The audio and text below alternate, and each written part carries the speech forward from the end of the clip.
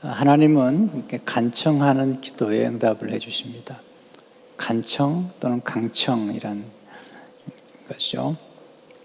누가복음을 기록한 누가는 의사시고요. 그리고 이방인입니다. 그러니까 유대인들은 기도에 익숙했지만 이방인들이 보이지 아니하시는 하나님 앞에 기도하는 것이 좀 새로웠던 것 같아요. 그래서 누가복음에 보면, 특별히 누가가 기록한 누가복음에 보면 이 기도에 관한 특별한 강조, 또 특별한 이야기들을 기록하고 하고 있습니다. 마태복음에 보면 예수님이 세례를 받으시고 올라오실 때 성령이 임하시다고 그랬는데, 누가복음에는 기도하셨다는 표현을 쓰고 있어요. 누가복음 3장 21절 22절을 보게 되면 예수도 세례를 받으시고 기도하실 때에 하늘이 열리며 성령이 비둘기 같은 형체로 그 위에 강림하시더니, 기도할 때 하늘이 열렸다. 기도하면 하늘이 열린다. 그 말씀을 하고 있죠. 다른 복음서에는 그렇게 기록되지 않았지만 누가복음에 보면 예수님이 제자들을 선택하실 때 밤이 맞도록 기도하셨어요. 누가복음 6장 12절 13절을 보게 되면 이때 예수께서 기도하시러 산으로 가사 밤이 새도록 하나님께 기도하시고 밝음에 그 제자를 부르사 그 중에서 12를 택하여 사도라 칭하셨으니, 이 밤이 맞도록 기도하셨다. 이 내용은 누가복음에 기록되어 있습니다. 특별히 누가복음에만 기록되는 그 기도에 관한 비유 가운데 간청하는 기도의 비유가 둘이 나오는데, 첫 번째 비유는 누가복음 11장에 밤에 찾아온 손님, 친구를 위해서 또 다른 친구에 가서 떡 3덩이를 간청함으로 얻게 되는 그런 비유를 말씀하시면서, 친구 되었기 때문에 준 것이 아니라 간청했기 때문에 준 것이다. 누가복음 11장 8절에 보면 내가 너에게 말하니 비록 보댐으로 인하여는 일어나서 주지 아니할지라도 그 간청함을 인하여 일어나 그 요구대로 주리라. 이 간청이라는 헬라어 단어가 아네이데미아인데요. 이 말은 부끄러움을 모른다, 수치를 생각하지 않고 성가시게 저르는 것, 이게 이제 용감하게 저르는 것, 집요함, 끈기, 이런 단어가 간청에 속하는 단어입니다. 그 비유와 함께 누가복음 18장에 보면 우리가 잘 아는 불의한 재판관과 억울한 과부의 비유를 말씀하시면서 간청하는 기도를 하나님께 드리라고 예수님께서 말씀을 하고 있습니다. 오늘 본문에서 배우는 첫 번째 교훈은 예수님 우리가 항상 기도하고 낙심하지 않기를 원하십니다. 1절에 보시면 같이 읽어볼까요? 시작. 예수께서 그들에게 항상 기도하고 낙심하지 말아야 할 것을 비유로 말씀하여 항상 기도하고 낙심하지 말라고 말씀을 하고 있습니다. 성경에서 항상이라는 단어가 나오면 좀 주의를 기울여야 돼요. 이 항상이라는 단어 속에는 우리의 삶의 생존과 관련된 생존, 우리가 숨을 항상 쉬어야 되고요, 또 심장이 항상 뛰어야 돼요. 그래야지 살아있는 거죠. 그래서 사도 바울은 에베소 6장 18절에 보면 항상 성령 안에서 기도하라, 그러니까 숨 쉬듯이 기도하라, 그렇게 말씀하고 있죠. 근데 항상이라는 단어가 사실은 생존에만 도움이 되는 것이 아니라 우리 삶을 풍성하게 만드는데 굉장히 도움이 되죠. 그래서 사도 바울이 우리가 잘 아는 데살로니가서 5장 18절에 보면 항상 기뻐하라, 또 쉬지 말고 기도하라, 이건 또 항상 쉬지 말고 기도하라는 것, 범사에 감사하라, 항상 감사하라는 거죠. 이것이 그리스도 예수 안에서 너희를 향하신 하나님의 뜻이니라. 사실 우리가 항상 기뻐하고 쉬지 않고 기도하고 범사에 감사한다면 우리 삶은 굉장히 풍요로워질 것입니다. 근데 문제는 우리가 항상 기뻐하기보다는 낙심하고 또 낭망할 때가 많다는 것입니다. 낙심하게 되면 찾아오는 문제가 뭐냐면 포기하는 거죠. 그래서 오늘 낙심이란 단어를 영어로는 do not give up 그랬어요. 포기하지 말라, 그렇게 표현을 하고 있는데, 우리가 낙심을 정복해야 돼요. 우리가 살아가다 보면 낙심할 때가 많아요. 여러분도 그렇고 저도 그렇고. 근데 이 낙심을 극복하려면 낙심의 정체를 알아야 돼요. 언제 내가 낙심하는지 알아야 돼요. 자기가 낙심하는 걸 알면 알아야 극복이 되거든요. 이 말씀을 묵상하는 중에 성경에 나오는 낙심의 4가지 그 이유들을 알게 됐어요. 또 깨닫게 됐는데요.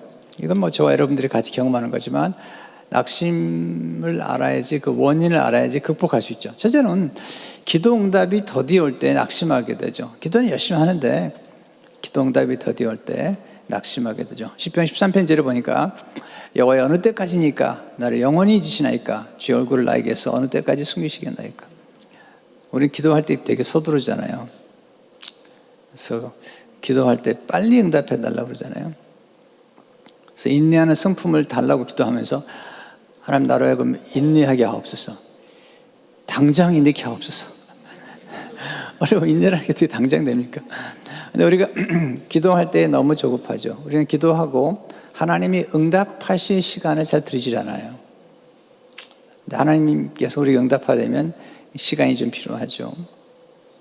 그래서 너무 기도한다면 너무 빨리 또 즉각 응답을 받으려고 하는 그런 마음을 조금 잘 추스려야지 우리 낙심하지 않을 수 있어요. 두 번째는 소망이 더디 이루어질 때 낙심하게 되죠. 우리가 소망은 소원인데 소원은 굉장히 중요하잖아요. 내가 무엇을 얻고 싶고 이루고 싶고 또 어떤 사람이 되고 싶고 또 누구를 만나고 싶기도 하고 또는 어딘가 가고 싶기도 하고 이런 것들이죠. 근데 소원이 있는데 성취될 기미가 보이지 않으면 낙심을 하게 되죠. 잠언 13장 12절에 보니까 소망이 더디 이루어지면 그것이 마음을 상하게 하거니와 소원이 이루어지는 것은 곧 생명나무니라. 낙심이란 소망이 더디 이루어지는 상태. 근데 하나님은 우리에게 소원을 품고 살라고 말씀하고 있죠. 세 번째는 피곤하면 낙심하게 돼요. 몸이 피곤하면 쉽게 낙심하는 것 같아요. 우리가 피곤은 조심해야 돼요. 몸과 마음이 하나가 있기 때문이죠. 근데 오늘 이제 성경에서 말하는 피곤은 육신적인 피곤보다는 인간 관계 속에서 경험하는 피곤을 또 얘기하고 있어요. 히브리서 12장 3절에 보니까 내가 피곤하여 낙심치 않기 위하여 죄인들이 이같이 자기에게 거역한 일을 참으신 자를 생각하라. 피곤하여 낙심치 않기 위해서라고 말씀하실 때에 여기서 말하는 낙심은 인간관계, 예수님께 죄인들이 거역한 것 때문에 예수님이 낙심할 수 있었지만 참으셨다 말씀이죠. 우리가 살아가면서 관계가 행복의 비밀인데 관계가 어려워지고 또 가장 가까운 사람들끼리 관계가 거북해지고 부부 관계가 거북해지고 또 이렇게 되면 굉장히 힘들어요. 그러면 피곤하다는 생각을 하게 돼요. 그럴 때 자칫 잘못하면 그냥 그만둘까? 이런 생각을 하게 되죠. 아주 위험한 생각이죠. 또 그런 낙심이 깊어지면 우리 마음속에 불안이 찾아와요. 시편 38절을 보니까 내가 피곤하고 심히 상하였음에 마음에 불안한 신음하나이다. 이렇게 어떤 증상에 대한 원인을 알게 되면 우리가 꽤 해결할 수 있는 것 같아요. 우리가 좀 피곤할 때 좀 잠을 잔다거나 또는 갈등이 심화될 때 용서하고 화목에 손길을 내민다거나 그러면 그 낙심이 극복이 되잖아요. 네 번째는 선을 행하다가 낙심하게 되죠.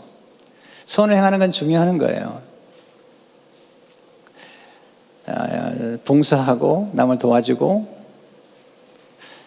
근데 문제는 우리가 선을 베풀었는데 우리가 선을 베푸는 대상이 배은망덕할 때, 배신할 때 낙심하게 되죠. 그래서 이제 선을 행해도 필요 없어. 또 은혜를 베풀어도 소용없어. 또 교회에서 열심히 봉사해도 소용이 없어. 이런 이제 그 냉소주의에 빠지게 됩니다. 좋지 않습니다. 바울이 갈라디아 6장 9절에서 우리가 선을 행하되 낙심하지 말지니 포기하지 아니하면 때가 이름에 거두리라는 거죠. 중요한 원리 가운데 하나는 뭐냐면 심은 건 반드시 거두는데요. 우리가 심은 걸 거두는 장소와 대상이 다를 수 있다는 거예요. 제가 이걸 많이 경험했어요. 제가 심었는데 내가 심은 대상에게서 어떤 결과를 거둔 게 아니라 내가 심은 사람과 그 심은 것을 거두는 대상이나 또는 장소나 또는 때가 달랐다는 거예요. 이게 이제 저로 하여금 이 심고 거두는 법칙에 대한 확신을 가지고 살아가는 원리가 됐어요.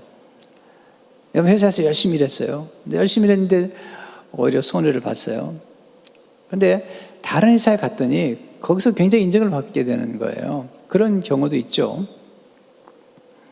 또 여러분들이 이제 그 정호원들과 같이 일을 하다가 정말 가족처럼 되어 있는데 실망을 줬어요. 그러나 낙심하지 마세요. 왜냐하면 비록 그런 일이 하더라도 또 생각지 않았던 좋은 종업원이 들어와 가지고 우리 삶을 풍성하게 만들어줄 수도 있어요. 그러니까 내가 심지만 거두는 대상과 거두는 때와 또 그 때가 늦춰질수록 하나님은 복리로 계산해 주신다는 거예요. 그러니까 우리는 언제나 무슨 오해를 하고 있냐면 내가 지금 심은 걸 당장 거두려고 한다고 그래서 낙심하기도 하고 때로는 불평하기도 하는데 조금 더 지혜가 필요해요. 성경의 원리가 맞는데 여러분들이 어떤 심은 장소에서만 꼭 거두려고 하지 말고 여러분들이 그냥 섬기려고 한다 할 경우에 어떤 놀라운 결과를 가져오게 돼요. 갑자기 제가 아는 집사님이 떠오르는데 이번에 회사에서 굉장히 큰 공을 세웠어요. 그 안테나, 그 이제 셀룰라 폰, 스마트폰이 탁탁 터지는 안테나를 이분이 개발했어요. 다른 경쟁 회사가 있는데 이분이 개발했어요. 그래가지고 굉장히 공을 세웠죠, 회사에. 그랬더니 회사에 이제 그 대표가 찾아와가지고 이렇게 많은 공을 세웠는데 스탁을 좀 주고 싶다. 꽤 많은 스탁을 주려고 하니까 이분이 정말 진지하게 사양을 했어요. 내가 회사를 위해서 한 것이지 이렇게 내가 스탁 옵션을 많이 받고 싶어 한 게 아니다. 괜찮으니까 가라고. 그때 이분들이 갔어요. 간 다음에 그 다음날 다시 찾아왔어요. 당신 같은 사람이 스탁을 진짜 많이 가져야 된다고 더 많이 가져왔어요. 이분은 순수하게 회사가 잘 되기 위해서 기도했는데 그 결과는 놀라웠던 거죠. 정말로 복리로 받게 된 거죠. 여러분 이걸 믿으셔야 돼요. 이 원리를 알아야 돼요. 그래서 우리 삶의 태도가 중요한 거예요. 어떤 태도를 가지고 일하고 섬기느냐에 따라서 우리 인생은 정말 달라지는 거예요. 우리 너무나 빨리 어떤 결과를 보려고 하기 때문에 실망과 낙심이 많고 때로는 관계의 기술이 서투를 수가 있어요. 좀 멀리 보세요. 또 영혼의 시각에서 보세요. 우리가 심은 것들에 대해서 때로는 우리 애가 거두지 않으면 반드시 자녀에게까지 그 혜택을 주시는 것을 성경은 우리에게 말씀하고 있는 거예요. 아니 그리고 실질적으로 그런 경험들을 많이 하게 되는 것을 보게 됩니다. 그래서 예수님을 바라보시면서 또 성경의 말씀의 원리를 따라서 살아가면 행복해요. 여러분이 심으면서 기뻐해야 돼요. 감사해야 돼요. 그러면 여러분 스스로가 행복해지잖아요. 그러면 신비로워요. 여러분 안에 있는 것들이 좋은 환경을 만들어 가게 돼 있어요. 여러분이 감사하고 늘 행복해하면 감사하고 행복한 일들이 전개가 되기 시작해요. 그럼 중요한 것은 시간을 좀 들여야 돼요. 우리가 어떻게 농부가 씨앗 심고 당장 거둘 수가 있는 거예요? 그건 아닌 거죠. 또 우리가 씨앗을 뿌리지만 그 씨앗이 전부 거둘 수는 없는 거죠. 네, 그 중에 몇 명이라도 거두면 그게 축복이 있는 것이잖아요. 예수님도 12제자 가운데 한 명은 배신하잖아요. 배신이 없는 인생을 그건 성경적이지도 않고 원리적이지도 않아요. 그래서 우리는 하나님의 말씀의 원리를 따라 사는 게 중요하죠. 두 번째, 간청기도를 통해 기도응답을 경험하십시오. 오늘 비유로 말씀하시잖아요. 이제는 비유로 말씀하셨는데 이 비유란 말은 나란히 놓다라는 뜻이에요. 어떤 진리를 가르치기 위해서 어떤 이야기나 비유나 은유를 나란히 놓고 설명해 주는데 잘 아는 불의한 재판관과 억울한 과부의 이야기죠. 2절 3절을 보면 이 시대에 어떤 도시에 하나님을 두려워하지 않고 사람을 무시하는 한 재판장이 있는데, 그 도시에 한 과부가 있어 자주 그에게 가서 내 원수에 대한 나의 원한을 풀어주소 하되, 아주 대조적이잖아요. 예수님이 한번 비유를 말씀하시면 잊을 수 없을 만큼 아주 충격적인 비유를 주시는 거죠. 재판관은 굉장히 지위가 높은 사람이죠. 지금도 마찬가지잖아요. 되게 억울한 과부, 그 당시의 과부는 지금의 과부하고는 비교할 수 없을 만큼 비참한 사람들이에요. 아마 어떻게 보면 싱글맘일 수도 있어요. 남편에게 의존해서 살도록 되어 있는 것이 중동의 구조예요. 그러니까 남편을 잃어버리거나 남편과 헤어지게 될 경우는 참 비참한 인생 살아가는데, 거기에다가 그나마 이 여인이 가지고 있던 어떤 것들을 빼앗겼든지 괴롭힌 것 같아요. 근데 이 여인이 보니까 자기 문제 해결할 사람은 딱 한 사람밖에 없는 거예요. 이제 가족도 없고 친척도 없고, 이 재판관이 이 능력이 있는 거예요. 이 재판관만 도와주면 이 억울한 과부의 문제가 해결될 거라는 것을 알고 있는 거죠. 그래서 이 재판관에게 계속 가서 자주, 보면 자주 그에게 가서 keep coming to him, 계속 가서 이제 풀어달라고 간청을 하는 것이죠. 불의한 재판장이 처음에 거부하죠. 왜냐하면 하나님도 두려워하지 않고, 만약에 그 하나님 두려워했다면 이 억울한 과부를 불쌍히 여겼을 거예요. 또 사람을 무시하는 거죠. 사람을 종교의 재앙이기 때문에 더더구나 응답하지 않았는데, 나중에 불의한 재판장이 과부의 원한을 풀어주게 된 배경이 뭐냐, 4절로 이렇게 말씀하시죠. 그 얼마 동안 듣지 않냐다가 후에 속으로 생각하되, 내가 하나님을 두려워하지 않고 사람을 무시하나 이 과부가 나를 번거롭게 하니, 귀찮게 하니, 바드하기 때문에 내가 그 원한을 풀어주리라. 그렇지 아니하면 늘 와서 나를 괴롭게 하리라 하였느니라. 여기 괴롭게 하다는 단어가 wear me out 이라는 표현을 썼는데요, 헬라에 보니까 이 히포피아조라는 단어인데, 이 권투 선수가 권투를 할 때 눈 아래에 있는 가장 약한 부분을 계속 치는 거죠. 강탈 해가지고. 괴롭히는 거 이렇게 계속. 그런 모습이죠. 그러니까 그렇게 귀찮게 할 만큼, 그리고 고통스러울 만큼 찾아오니까 이제 내가 하나님도 두려워하지 않고 사람도 무시하지만 나를 귀찮게 하니까 내가 들어줘야 되겠다, 이런 말씀을 예수님이 비유를 하시면서 결론을 6절 7절 이렇게 말씀하시죠. 그래서 이르시되 불의한 재판장이 말한 걸 들으라. 하물며 하나님께서 그 밤낮 부르짖는 택하신 자들의 원한을 풀지 아니하시겠냐, 그들에게 오래 참으시겠느냐. 클라이막스죠. 불의한 재판관도 들어줬다면 의로우신 하나님, 긍휼이 많으신 하나님이 택하신 자들이 밤낮 부르짖는 기도를 듣지 않아주겠느냐, 이렇게 말씀을 하고 계시는 거죠. 그러면서 그 다음에 8절에 기가 막히게 말, 내가 너희는 속히 그 원한을 풀어주리라. 그런데 주님이 마지막 끝말씀이 조금 우리로 하여금 고통스럽게 하시죠. 마지막 보면 8절에 보면 그러나 인자가 올 때 세상에서 믿음을 보겠느냐 하시니라. 이런 믿음, 포기하지 않고 계속 가서 간청하는 이 믿음을 볼 수 있겠느냐, 주님이 말씀하고 계시는 거죠. 자, 이 비유를 통해서 우리가 배울 수 있는 간청기도의 특징 몇 가지가 있는데요. 첫째는 간청기도는 구체적인 소원을 아뢰는 기도죠. 떡새덩이 또는 원한을 풀어달라고 하는 구체적인 소원을 아뢰는 기도. 대단히 지혜로운 거예요. 이 속이 뭐냐면, 내가 문제가 있거나 소원이 있을 때 그 소원을 들어줄 수 있는 대상, 내가 필요한 것을 가지고 있는 대상을 찾아가라는 거예요. 우리는 가끔 엉뚱한 대상을 찾아가잖아요. 그리고 어떤 문제가 생기면 먼저 생각할 것은 이 문제를 해결할 수 있는 지혜나 능력이나 자원을 가지고 있는 누군가를 생각해야 돼요. 엉뚱한 사람 찾아가면 안 돼요. 시간 낭비예요. 그런데 이 여인은 알았던 거죠. 오직 이 재판관을 찾아가야 되고, 구체적으로 가서 간청했는데, 기도라는 의로우신 하나님께 나가서 우리의 소원을 구체적으로 아뢰는 것입니다. 둘째로, 간청기도는 믿음의 기도이죠. 이 원한 맺힌 과부는 재판관에게 나가면 문제가 해결될 거라고 믿었어요.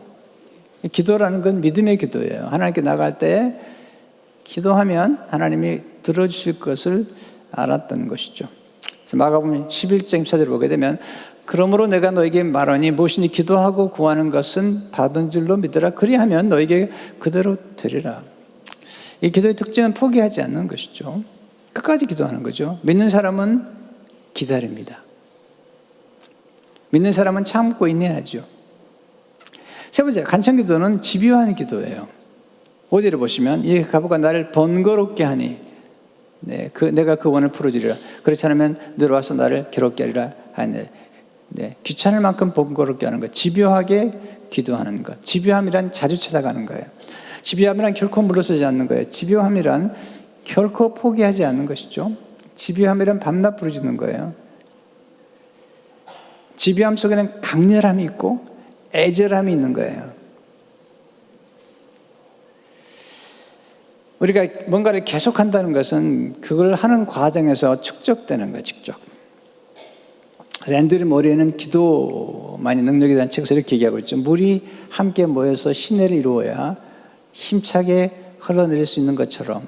참 놀라운 표현이죠. 그리고 맞는 표현이죠. 물이 함께 모여서 시내를 이루어야 힘차게 흘러내릴 수 있는 것처럼 믿음도 능력을 발휘하기 위해서는 함께 모여야 한다. 그와 마찬가지로 기도도 때로는 가득 쌓여야 비로소 하나님께서 그 분량이 충만하다고 생각하시고 응답을 주신다. 마침 농부가 수천 번도 더 들판을 들락거리는 것처럼 봄에 씨앗을 뿌리고서도 마지막 추수할 때까지 수없이 많은 수고를 해야 하는 것처럼 믿음은 얼마나 자주 반복적으로 끈질긴 기도가 필요한지 소망하는 축복을 받기 위해 어떻게 모든 것이 합력해야 하는지를 잘 알고 있다. 집요함. 여러분, 간절하면 물러서지 않습니다. 정말 간절하면 물러서지 않습니다. 이 어부라는 과부가 나가서 원한을 풀어달라고 할 때 이 원한이 자기의 문제일 수도 있지만 때로는 자기 자녀의 문제일 수도 있을지 몰라요. 그래서 여러분 아시잖아요. 그 가나안 여인, 흉악한 귀신의 딸을 데리고 온 예수님 앞에 이방 여자죠. 예수님께 찾아오죠. 찾아오니까 예수님이 듣는지도 않으시죠. 계속 간청하니까 어떻게 내가 그에게 떡을 주겠느냐. 그랬더니 연이 기가 막히네. 물러서지 않으면서 맞습니다. 주인 집에 있는 상에 떨어지는 부스러기를 걔가 먹는다면 제게 부스러기 은혜라도 주십시오. 그랬더니 예수님께서 내가 그렇게 말하였더니 내 믿음이 크도다. 이렇게 고쳐주시잖아요. 집요함. 성경에 보면 이 집요한 기도를 드렸던 사람이 많이 나오는데 특별히 누가복음에 보면 집요한 사람의 특징으로 누가복음 15장에 보면 10개의 동정 가운데 하나 잃어버렸던 여인이 찾도록 찾았다. 그리고 기뻐했다. 또는 이 억울한 과부의 얘기로 하죠. 남자들보다 여자들이 더 집요한가 봐요. 그러니까 그러지 않나 생각. 저는 집요하다는 생각을 해볼 때 물론 남자들도 기도하는 사람들이나 또 뭔가 이루는 사람들은 다 집요함의 특징이에요. 집요함이 없이 탁월한 경제에 이른 사람은 본 적이 없어요. 그것이 음악이든 예술이든 그림이든 뭐 어떤 분야든지 사업이든 간에 집요하지 않고는 뭔가 이룰 수 없어요. 사실요. 또 좋은 쪽으로 집요해야 되죠.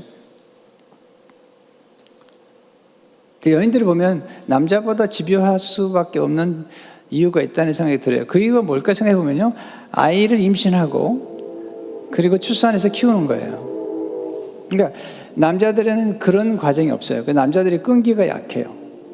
여인들은 아이를 잉태하고 10개월 동안 그 아이를 잉태하고 또 배 아파가면서 입도 대가면서 그리고 출산하잖아요. 또 키우는 데는 피를 말리는 거예요. 그런 과정을 통해서 여인들에게는 굉장한 집요함이 있는 거죠. 그래서 여인들을 조심해야 됩니다. 무섭습니다.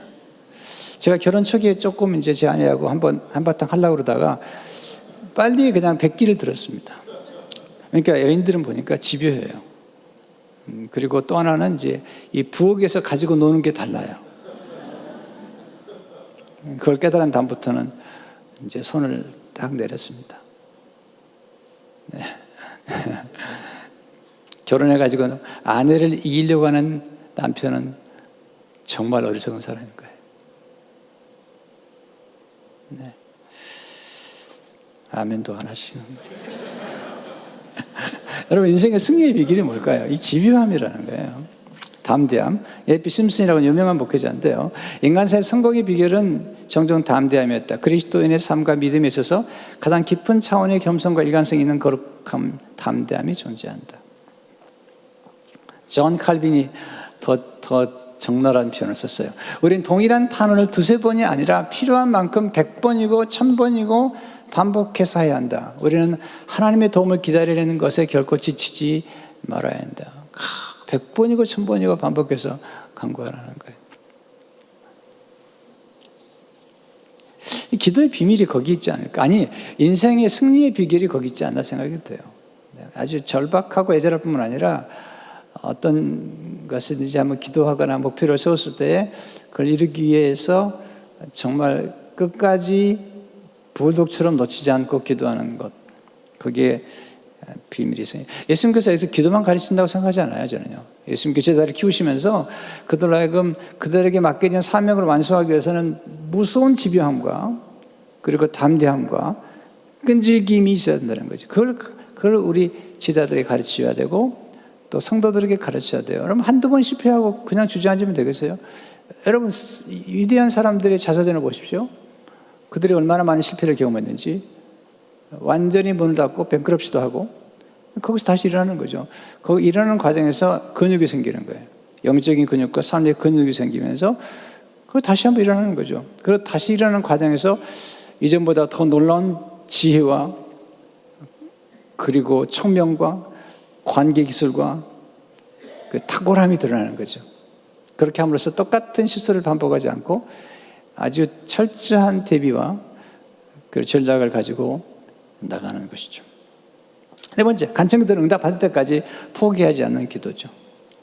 우리 너무 쉽게 포기하는 것 같아요. 만사를. 우리 기도 응답이 조금만 늦어지면 그 하나님의 뜻이 그런가 보다. 원함에 친 과부는 포기하지 않고 간청했잖아요. 포기하지 않는 기도만큼 강렬한 기도는 없잖아요. 여러분, 일을 이루는 사람과 일을 이루지 못하는 사람의 차이가 있겠습니다. 비범한 사람과 평범한 사람의 차이가 있잖아요. 여러분, 탁월함에 이르기 위해서는 집중해야 될 뿐만 아니라 집요해야 되고 물러서지 않아야 돼요. 그렇지 않으면 탁월함의 경지에 이르지 못해요. 우리 다 알잖아요. 얼마나 탁월함의 경지에 이르는 게 어렵다는 것을요. 그리고 탁월함의 경지에 이르는 것과 이르지 않는 것의 그 작은 차이가 얼마나 많은 연습을 통해서 이루어지는지. 작은 차이인데 엄청난 연습을 해야만이 그 작은 차이를 만들어내고 그 작은 차이를 비전공자들도 안다는 거죠. 네. 믿음이란 뭘까요? 히브리 10장 38절을 보면 나의 의인은 믿음으로 말미암았으리라 또한 뒤로 물러가면 내 마음이 그를 기뻐하지 아니하리라 하셨느니라. 여러분, 하나님의 때가 되면 간청기도는 속히 응답이 돼요. 속히란 말이 중요하네요. 8절에 보면 내가 너에게 이르노니 속히 그 원한을 풀어주라. 이 말은 무슨 말씀이냐면요, 기다리는 중에 한꺼번에 뭐가 쫙 정리가 된다는 거예요. 어느 한순간에 요셉처럼 오래 기다렸는데 어느 날 국무총리가 되고 결혼도 하고 이런 역사는 이런 것처럼 하나님 하시는 일이 그런 일이죠. 이사야 60장 22절을 보게 되면 그 작은 자가 천명 이루겠고 그 약한 자가 강고 이룰 것이라. 때가 되면 나 여호와가 속히 이루리라. 근데 여기서 우리가 배워야 될 것은 뭐냐면 사실은 우리 인간의 집념이 아니라 인간의 집요함이 아니라 누가복음에서 가르치려고 하는 것은 하나님의 집요함, 하나님이 우리를 사랑하셔서 우리를 얼마나 사랑하신지에 대한 하나님의 집요함, 하나님의 끈기를 가르치고 싶으신 거예요. 예수님께서 십자가에서 우리를 구원하기 위해서 십자가 내려올 수 있는 분이에요. 네, 여러분, 우리는 내려올 수 없어요. 어떤 어려움을 겪었을 때 때로는 십자가 같은 어려움은 내려올 수 없어요. 예수님 내려올 수 있는 분이세요. 근데 안 내려오시잖아요. 왜? 우리를 구원하기 위해서. 왜냐하면 그렇게 해야만이 예수님의 보혈을 또 성령을 우리에게 보내주시기 때문이죠. 누가복음 22장 44절을 보게 되면 예수께서 힘쓰고 애써 더 간절히 기도하시니 땀이 땅에 떨어지는 핏방울 같이 되니라. 여러분, 우리가 하나님 앞에 담대히 나갈 수 있는 게 뭐죠? 우리는 다 죄인들이에요. 여러분의 저나 사실은 다 죄인들이에요. 사람들 앞에서 죄를 고백하지만 그러나 하나님 앞에서 은밀하게 고백해야 될 죄가 있어요. 우리는 다 솔직한 것 같지만 어느 정도 솔직할 뿐이에요. 사실 하나님 앞에 담대히 나갈 수 있는 건 우리의 윤리나 도덕이나 우리 선행이 아니에요. 절대 아니에요. 만약 그렇게 생각한다면 착각한 거예요. 왜냐하면 그렇게 생각한다면 예수님의 십자가 필요 없고 예수님의 보혈 필요 없는 사람이죠. 우리가 하나님 앞에 담대히 나갈 수 있는 근거는 우리의 선행이나 우리의 도덕이나 우리의 윤리가 아니에요. 심지어 우리의 헌신도 아니에요. 우리가 하나님 앞에 담대히 나갈 수 있는 것은 예수님의 십자가의 피예요. 그분의 피로 우리가 거듭났고 그분이 보내신 성령으로 말미암아 우리가 거듭났고 우리로 하여금 집요함과 담대함을 가지고 기도할 수 있도록 우리 안에서 성령께서 역사하심으로 성령께서 우리를 도와주심으로 그렇게 기도하게 하시는 거잖아요. 그래서 히브리 10장 19절에 보면 그러므로 힘들어 우리가 예수의 피를 힘입어 성소에 들어갈 담력을 얻었나니 하나님께 나갈 수 있는 담력은 우리에게 온 게 아닙니다. 예수님의 보혈 뿐인 거죠. 그 보혈과 성령께서 우리를 거듭나게 하심으로 성령께서 우리 안에서 역사하여 주심으로 하나님의 아버지 앞에 하나님의 자녀라고 하나님의 자녀의 정체성을 가지고 하나님 아버지 앞에 담대히 나갈 수 있도록 도와준 성령의 역사로 말미암아 우리가 정말 하나님 앞에 나갈 때 부끄러움 없이 나갈 수 있는 까닭은 그것은 우리의 의가 아니에요. 성령의 도우심이죠. 히브리서 10절을 보게 되면 그러므로 우리는 긍휼하심을 받고 때를 따라 돈을 얻기 위하여 은혜의 보좌 앞에 담대히 나갈 것이니라. 근데 기도하게 되면 누리는 기쁨이 있어요. 기쁨. 이 낙심이라는 단어를 한문에 보니까 이 낙이라는 단어가 떨어질 낙이에요. 낙심, 마음이 떨어지고 낭망. 하지만 우리가 기도할 때 하나님은 우리의 낙심을 희락으로 바꿔주세요. 희락. 한글로는 똑같은 낙이지만 낙이란 글자가 낙심과 함께 하면 떨어질 낙인데요. 반면에 낙이란 단어가 희락과 함께 하면 즐길 낙이 돼요. 즐길 낙. 네. 예수님 말씀하시죠. 왜 기도해야 되는가? 예수 이름으로. 응답받기 때문에. 요한복음 16절을 보게 되면 지금까지 너희가 내 이름으로 아무것도 구하지 아니하였으나 구하라 그리하면 받으리 너희 기쁨이 충만하리라. 여러분 선을 행하다가 낙심하지 마시고 또 기도하다가 낙심하지 마세요. 어떨 때는요. 야, 너무하다.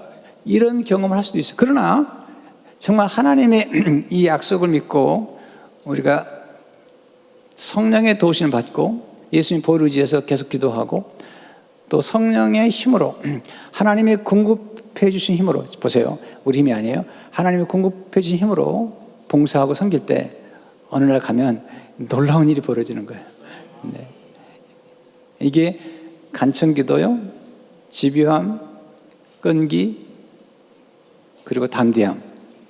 그리스도의 피로 성령의 능력으로 담대해진 삶이 진짜인 거예요. 네. 나머지는 다 조작하는 거예요, 우리 인간이. 네. 정말 우리 진정한 담대, 우리가 마지막에 하나님 앞에 갈 때, 아니 그리고 매일 우리가 하나님 앞에 나갈 때 가질 수 있는 유일한 담대함은 예수님의 보혈이 보혈. 성령의 능력이요. 예수님의 이름의 권세입니다. 그걸 가지고 나갈 때 하나님께서 기쁨으로 우리 기도 들으시고 축복하실 것입니다. 이 믿음으로 승리하시기를 축원합니다. 주님 감사합니다. 주신 말씀으로 우리 양식을 삼고 하나님 우리의 힘이 아닌 성령의 능력으로 보혈의 능력으로 간청 기도를 드리며 우리의 지비함이 아니라 하나님의 지비함으로 우리가 여기까지 왔다는 사실을 알고 감사하며 하나님을 닮아 하나님처럼 하나님 신실하게 집요하게 영혼을 구원하고 기도함으로 응답받게 하시고 하나님 맡기신 일들을 완성하도록 축복해 주옵소서. 예수 이름으로 기도합니다.